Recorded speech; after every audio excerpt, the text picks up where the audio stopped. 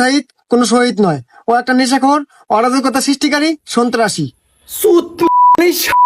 কয় কি রে তোরে আজকে বানানি দিমু বুঝ তুই কি কইলি রে প্লিজ প্লিজ প্লিজ প্লিজ আপনি হন আমি খাইলামু শান্ত হন প্লিজ।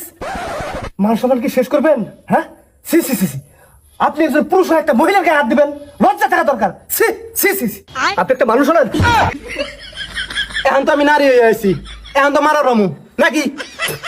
আরে ডান সাহেব প্লিজ মারতে পারবেন, কিন্তু দেখতেই তো পাচ্ছেন এত সুন্দর একটা হিজাবি নারী, এনাকে কি মারা ঠিক হবে?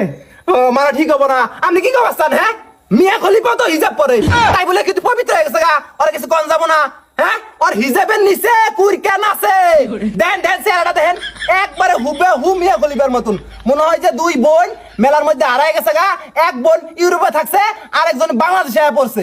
এই তুই ভারতে যাবার পাস নাই, বাংলাদেশে মরছিস কে? গু খাবার আইছিস গু? ডান সাহেব প্লিজ শান্ত হন, একটু ক্যামেরা ধরেন। আপনি ক্যামেরা ধরেন, ক্যামেরা ধরেন। আর ঠিকঠাক ভাবে কথা কর কোন, নইলে কিন্তু আমার পা চলবো। আচ্ছা, এখন কিন্তু হাত চলতেছে, এখন কিন্তু তারপর পা চলবো, কিন্তু আমার মেজাজ কিন্তু ঠিক নাই। ডান সাহেব প্লিজ ক্যামেরা ধরেন তো। ফাজলামি। Action on. সুপ্রিয় দর্শক, আপনারা দেখতেই পারলেন বরাবরের মতো নয়ন আজকে উত্তেজিত হয়ে গিয়েছে। তো এত উত্তেজিত হলে আমি ইন্টারভিউ নিব কিভাবে? তো যাই হোক, বাস টিভির পক্ষ থেকে আজকে এক নারী নির্বাহী ম্যাজিস্ট্রেটের সাক্ষাৎকার নিব। তো আপনারা দেখতেই থাকুন। তো আপু, এই আপনি আপু কাকে বলছেন? ছাড় বলেন। স্যার মারাইছে, স্যার তোমার শিক্ষা দিয়ে দেবো বুঝ।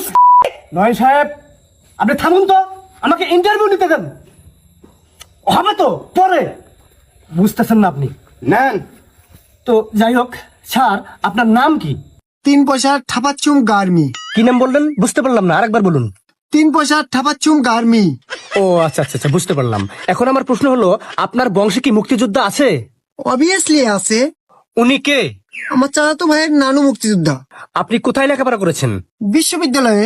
কোথায় চান্স পেয়েছেন? না মানে হ্যাঁ আর চাকরি? হ্যাঁ হয়েছে। এটা বলতে আমি গর্ববোধ করি, কারণ আমরা মুক্তিযোদ্ধার নাতিপুতি। আমরা চাকরি পাবো না তো রাজাকারের বাচ্চারা চাকরি পাবে।